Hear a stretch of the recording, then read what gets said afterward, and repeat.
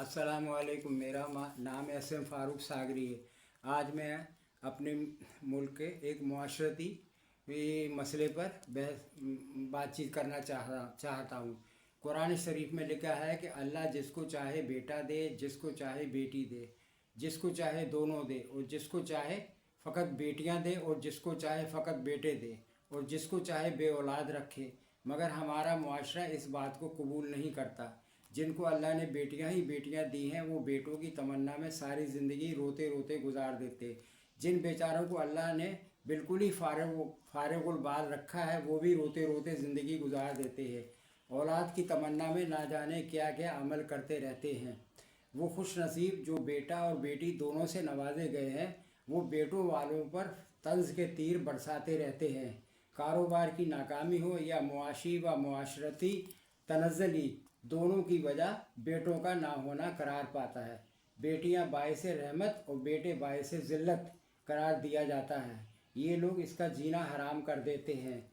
हाँ, वो ज़रूर काबिल रहम है जिसको अल्लाह ने बे औलाद रखा। मगर इंसान तो बेबस है।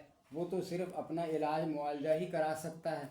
हर काम में अल्लाह की हिकमत होती है, लेकिन औलाद की तलब में और ख़ास तौर पर नरीना औलाद के लिए इंसान भटक भी जाता है।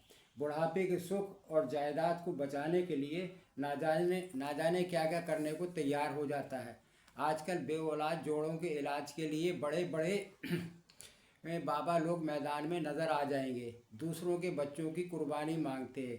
इस किस्म के वाक़यात मीडिया में आते रहते हैं।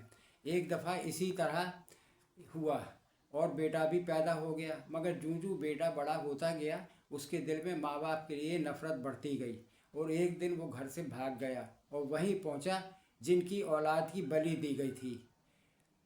गुनाह भी किया और औलाद भी गई। सुकून भी गारत हो गया और फिर बे औलाद के बे औलाद रहे। इसलिए इंसान को हर हाल में अल्लाह का शुक्र अदा करना चाहिए, और जिनको अल्लाह ने बेटों बेटियों दोनों से खूब नवाजा है, उनको भी अल्लाह का शुक्र अदा करना चाहिए, ना कि दूसरों पर तंज करें। और ये भी याद रखें कि ज़माने जाहिलियत में अरब में लड़की का पैदा होना बाइस ज़िल्लत समझा जाता था। माँ बाप मुंह छुपाए फिरते थे और आखिर अपनी बेटियों को ज़िंदा दफन किया कर देते थे।